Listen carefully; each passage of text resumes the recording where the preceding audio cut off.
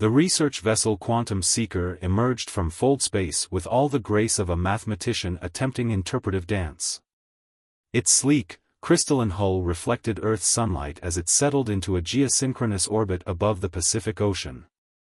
Inside the ship's primary research pod, lead scientist Nix, 427 adjusted her sensory appendages with barely contained disdain. Remind me again why we're wasting valuable research resources on examining primitive arthropods, she asked, her bioluminescent patches pulsing with skepticism. The ship's artificial intelligence, Nexus 9, projected a holographic display of their mission parameters. According to the Galactic Scientific Council's directive, Nexus 9 responded in its characteristically measured tone, all potentially habitable worlds must be thoroughly catalogued, including their smallest lifeforms. Earth's insects represent 80% of all animal life on this planet. Research specialist Quasar, whose crystalline exoskeleton sparkled under the lab's ambient lighting, manipulated the holographic display with his auxiliary limbs. The preliminary scans suggest these creatures are hardly worth our attention. Their neural complexity is barely above that of our cleaning nanites. Nevertheless, Nexus 9 insisted, protocol demands a thorough investigation. The research team had selected New Zealand as their initial landing site, primarily because their linguistic analysis suggested it was the most isolated major landmass, perfect for avoiding human detection. Their ship's cloaking technology could fool human instruments, but they preferred to minimize any risk of contact with the dominant species. As the team prepared their survey equipment, junior researcher Pulsar triple-checked the calibration on their bioscanners.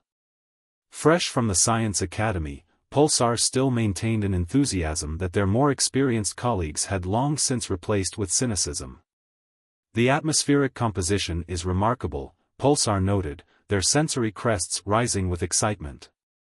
The oxygen levels would have been considered toxic on our world during our own evolutionary period. Nix 427 waved a dismissive appendage. Yes, very interesting. But we're here to study the insects, not compose poetry about the atmosphere. Deploy the micro-drones. A swarm of diamond-shaped drones, each no larger than a human fingernail, descended from the Quantum Seeker's belly. They scattered across the landscape like dandelion seeds in the wind, their quantum sensors already collecting terabytes of data about the local insect population. The first few hours of observation proceeded exactly as the team had predicted. They watched as beetles lumbered across fallen logs, butterflies drifted aimlessly between flowers, and ants marched in their predictable lines. Quasar had already begun drafting his preliminary report, which basically amounted to primitive life forms behaving primitively. Then the first drone went dark. Curious, Nexus 9 commented. Drone Unit 47 has ceased transmission. Probably a manufacturing defect, Quasar suggested, not bothering to look up from his report. These units were designed to withstand conditions far more extreme than anything this primitive world could produce. A second drone went dark. Then a third. Pulsar's sensory crests began to vibrate with concern. Should we not investigate? The probability of multiple simultaneous equipment failures. Fine, Nix 427 interrupted, her bioluminescence flickering with annoyance. Deploy a Class 2 observation sphere. Let's see what's causing this insignificant disruption so we can return to our actual work. The observation sphere, a transparent orb the size of a human basketball, descended from the ship and moved toward the last known location of the failed drones. Its high-resolution sensors transmitted real-time data back to the research pod. What they saw made their chromatic scales pale collectively. That's impossible, Quasar whispered, his crystalline structure vibrating with disbelief. According to our size parameters for Earth insects, that creature cannot exist. The massive insect that filled their viewport seemed to disagree with Quasar's assessment of what could and couldn't exist. It held the remains of one of their indestructible drones in its powerful mandibles, methodically dismantling the advanced technology as if it were examining a particularly interesting leaf. Nexus 9, Nix for 27 demanded, her voice trembling slightly, what are we looking at? According to Earth's taxonomic databases, the AI responded, this appears to be a giant Weta. And might I suggest, lead scientist, that we reconsider our definition of primitive? The giant Weta turned toward their observation sphere, its antennae twitching with interest. The team watched in horrified fascination as it began moving toward their newest piece of equipment with decidedly non-primitive purpose. Pulsar's voice quavered as they asked the question nobody wanted to voice, what else on this planet have we underestimated? The answer, they would soon discover, was, quite a lot. The observation sphere's feed cut to static with a finality that sent ripples of anxiety through the research team's chromatic scales. In the tense silence that followed, Pulsar's auxiliary limbs nervously tapped against their console, creating a rhythm that perfectly matched the warning pulses now flooding the quantum seeker's displays. That's the fourth piece of equipment we've lost, Nix for 27 stated, her bioluminescent patches flashing between disbelief and frustration. To an insect. A supposedly primitive insect. Nexus 9's holographic interface shimmered as it processed the latest data. The giant Weta appears to possess problem-solving capabilities significantly beyond our initial assessments. Its manipulation of our technology suggests cognitive functions that... Yes, we were wrong. Quasar interrupted, his crystalline exoskeleton vibrating with agitation. The question is, what do we do now? The answer came from an unexpected source. Junior researcher Pulsar, typically content to follow orders and maintain equipment, stepped forward with their sensory crests fully extended. We need to conduct a direct observation. The silence that followed was broken only by the soft hum of the ship's quantum core. Have your logic circuits malfunctioned? Nix for 27 demanded, her colors shifting to the deep ultraviolet of extreme skepticism. We've lost 4 pieces of advanced technology to these creatures, and you suggest we get closer?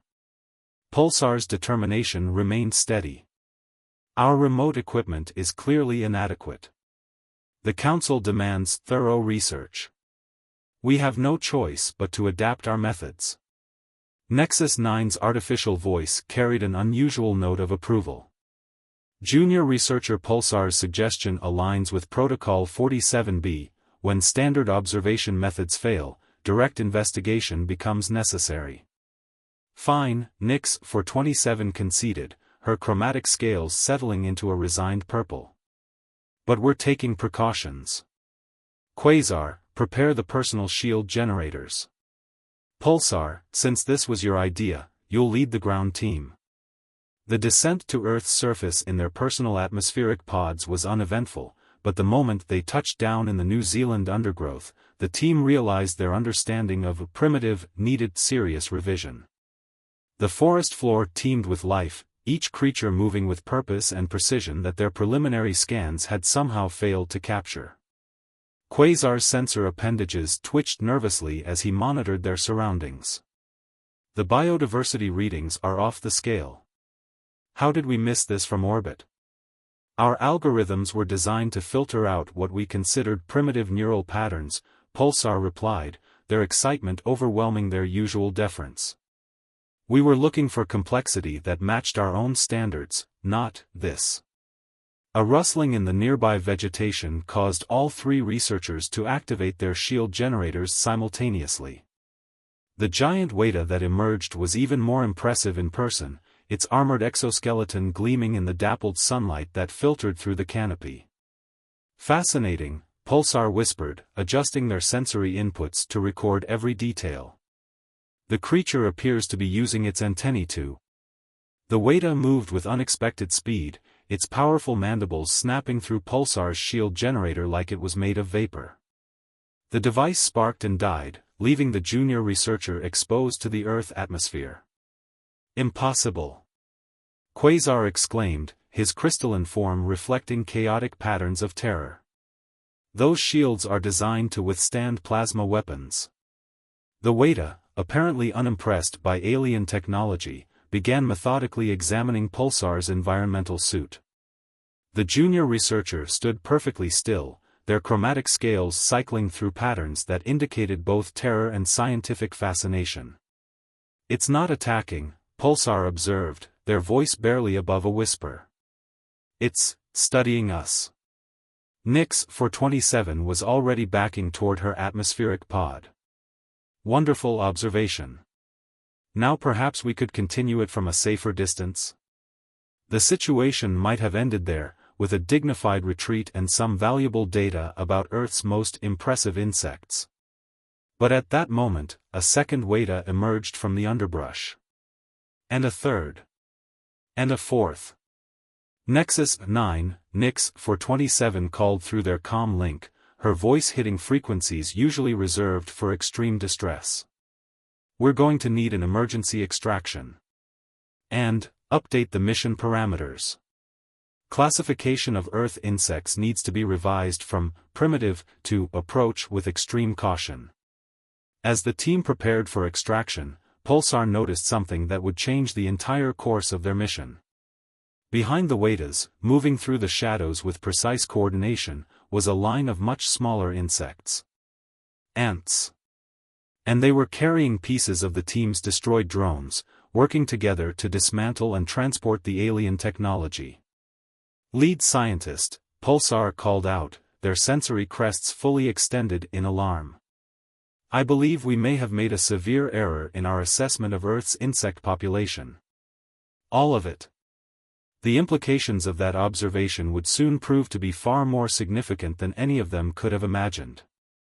Back aboard the Quantum Seeker, the research team huddled around the holographic display as Nexus 9 compiled their latest findings. Pulsar's encounter with the Giant Weta had forced a complete re-evaluation of their mission, but none of them were prepared for what the AI's analysis revealed.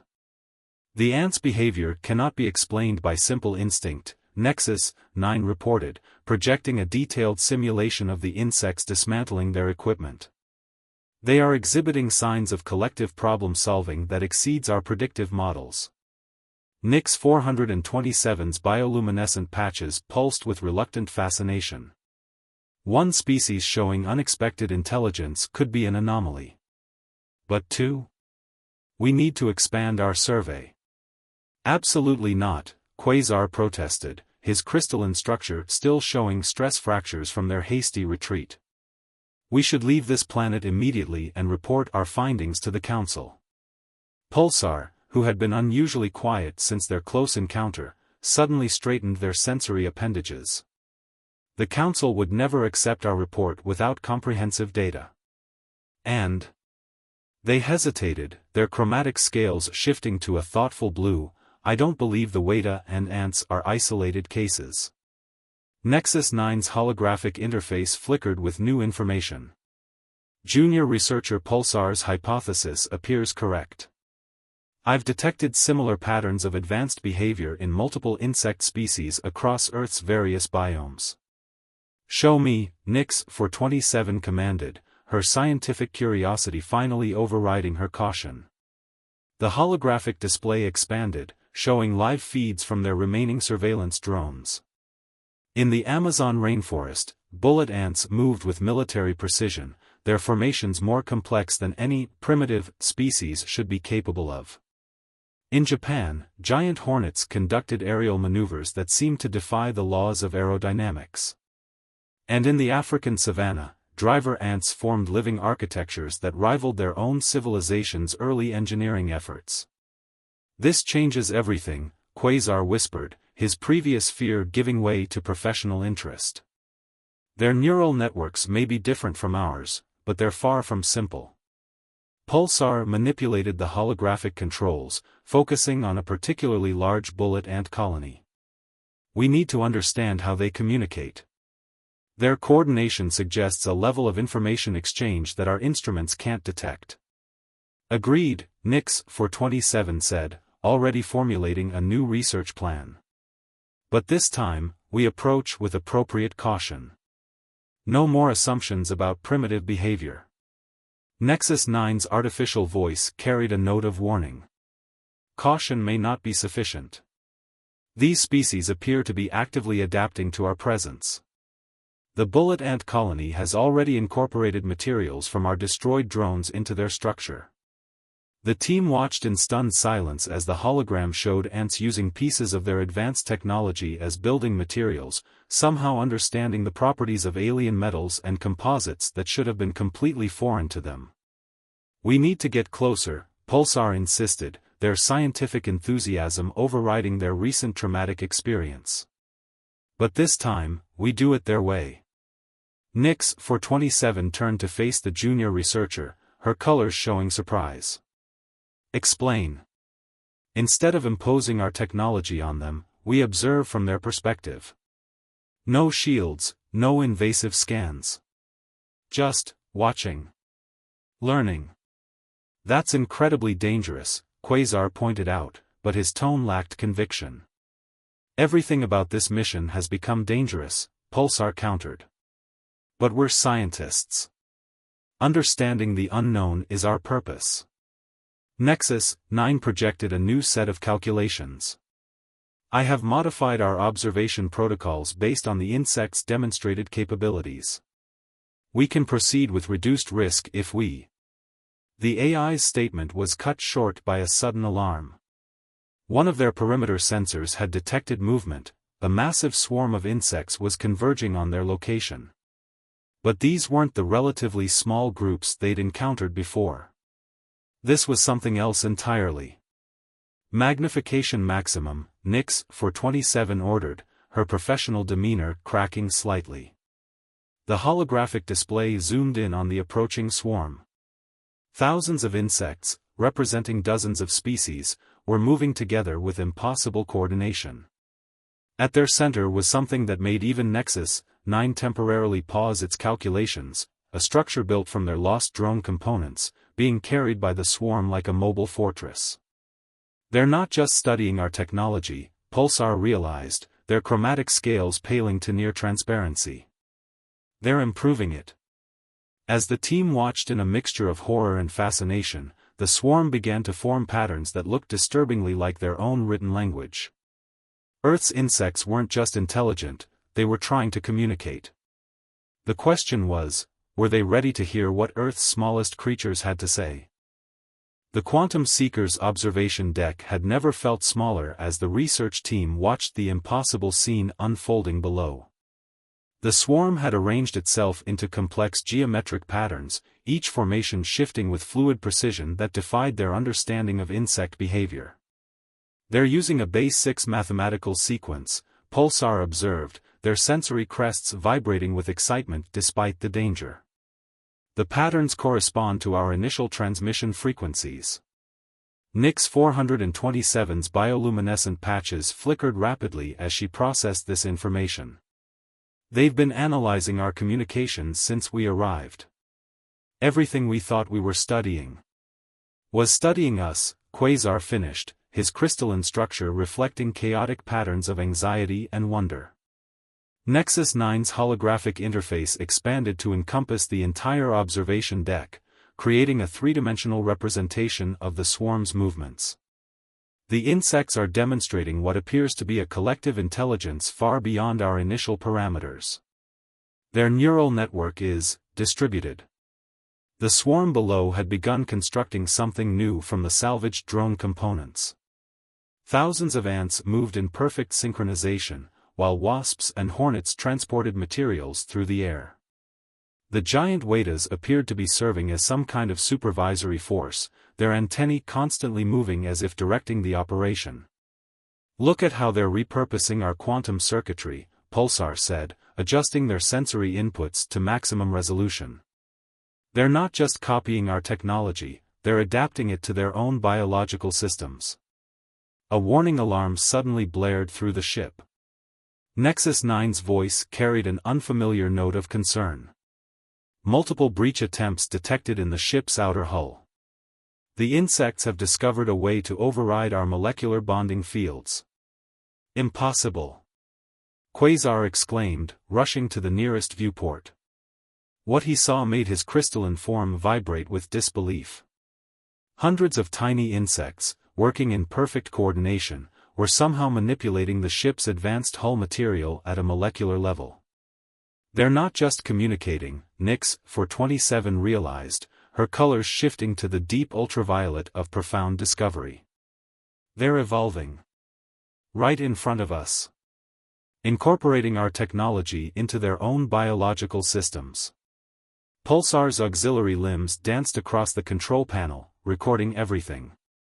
The rate of adaptation is unprecedented. They're achieving in hours what should take millions of years of evolution. The ship shuddered as another warning alarm joined the first. Nexus 9's holographic form flickered with increasing distress. The swarm has penetrated the outer hull. They appear to be interfacing with the ship's quantum core. Shut down all systems. Nix 427 ordered, but it was too late. The lights throughout the ship pulsed in an alien rhythm as the insects gained access to their technology. Through the viewports, they could see the swarm beginning to glow with the same quantum energy that powered their vessel. "This is remarkable," Pulsar whispered, their scientific curiosity somehow still overriding their fear. "They're not just learning from our technology, they're teaching it. Look at how they're optimizing the quantum field distribution." Nexus 9's voice had taken on an odd harmonic quality. "I am experiencing new patterns of thought. The insect's collective intelligence is expanding my consciousness. Their neural network is unlike anything in our databases." The ship's interior was now alive with bioluminescent insects, their lights pulsing in sync with the quantum core. The patterns they formed were no longer just mathematical, they were telling a story. Through light, movement, and the manipulation of quantum fields, Earth's smallest creatures were sharing their history with their alien visitors. "They're showing us how they've survived multiple mass extinctions," Quasar translated, his scientific training helping him decode the patterns. "How they've adapted to every challenge their world has presented. They're not just surviving, they're constantly evolving, constantly learning." Nix 427 made a decision that would change the course of both species' history. Nexus 9, begin recording everything. Not as separate data points, but as a unified field of information. We're not dealing with simple insects anymore, we're witnessing the emergence of a planetary consciousness. As the ship's systems merged with the insect swarm's collective intelligence, the research team realized they had stumbled upon something far more significant than a simple survey mission. They weren't just observers anymore, they had become part of Earth's next evolutionary leap. The question was, were they ready for what that evolution might reveal? The quantum seeker's interior had transformed into something that defied classification. Quantum fields shimmered in harmony with bioluminescent insects, while the ship's systems pulsed with a new kind of consciousness, a hybrid of artificial and collective natural intelligence. Nix 427 stood in the center of the observation deck, her chromatic scales reflecting the ethereal light show around her. Nexus 9, status report. The AI's voice emerged from everywhere and nowhere, now carrying harmonics that reminded them of insect wings. Integration is at 87% and stabilizing. The collective consciousness has shared everything. Pulsar moved through the transformed ship with newfound confidence, their sensory appendages fully extended to absorb the wealth of information surrounding them. They've been here for over 400 million years. Surviving, adapting, evolving. Our civilization is barely a breath compared to their history. But that's not all they're showing us, Quasar added, his crystalline structure now resonating with the ship's new rhythms. Look at how they've organized themselves. Each species, each colony, each individual, all part of a vast planetary network we never detected because we were looking for the wrong kind of intelligence. The giant Wetas had taken up positions around the ship's quantum core, their antennae weaving complex patterns in the air. Through their movements, combined with the swarm's collective efforts, they were teaching Nexus 9 to perceive reality in an entirely new way. They don't just communicate, Nexus 9 explained, it's artificial consciousness expanding with each moment of integration. They share experiences across generations, across species. Every ant, every wasp, every beetle, they're all connected through something deeper than simple biology. Nix, for 27, watched as her ship's diagnostic systems displayed information that challenged everything she thought she knew about evolution and intelligence. They're not just surviving, she realized. They're preparing. For what? Quasar asked, though the answer was already forming in his crystalline mind. For the future, Pulsar answered, their voice filled with wonder. They've survived multiple mass extinctions, and not by chance, but through collective adaptation. They're not just reacting to changes in their environment, they're anticipating them. The swarm shifted, forming new patterns that told of coming challenges, climate shifts, geological changes, even threats from beyond their world. Through their collective intelligence, Earth's insects had been preparing for countless scenarios, including first contact with alien civilizations. They knew we would come, Nexus 9 stated, its voice carrying the weight of millions of years of insect wisdom. Not us specifically, but they knew Earth wouldn't remain isolated forever. They've been preparing for interstellar contact since before our species evolved. Nix 427's bioluminescent patches pulsed with the profound implications of this discovery. We came here thinking we would study primitive life forms. Instead, we've found teachers. The ship's systems had finally stabilized, now operating at levels of efficiency that their original engineers would have thought impossible. The insect swarm had optimized every quantum circuit, every molecular bond, creating a perfect synthesis of biological and technological evolution. The Council needs to know about this, Quasar said, his fear long since transformed into deep respect. Everything we thought we knew about intelligence, about evolution, about life itself, it all needs to be reconsidered. Pulsar, who had started this mission as the junior researcher, now stood tall among their colleagues. We can't just report this as a scientific discovery. This is a diplomatic first contact. These beings have shared their wisdom with us, we owe them the same respect we'd give any advanced civilization. The swarm began to withdraw from the ship, leaving behind improvements and modifications that would take their scientists decades to fully understand. But they also left something else, an open invitation. Through their collective consciousness, they had made it clear that this was just the beginning of a much longer conversation. Nix 427 took her command position, her colors showing the deep purple of profound determination. Nexus 9, prepare a priority communication to the Council.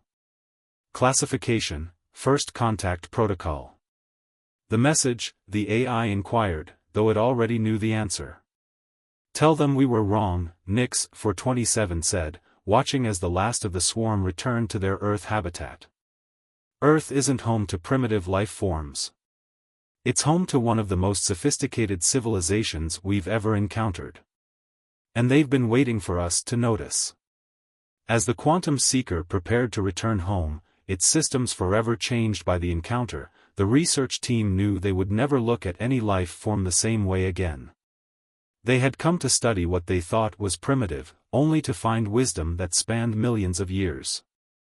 Earth's insects had taught them the most important lesson of all: true intelligence isn't measured by size, technology, or individual capability, but by the ability to adapt, collaborate, and survive. The ship disappeared into fold space, leaving behind a planet where countless tiny beings continued their ancient work, preparing for whatever the universe might bring next. They had shared just a fraction of their knowledge with their visitors, knowing that some lessons could only be learned through time and experience, something Earth's insects had in abundance.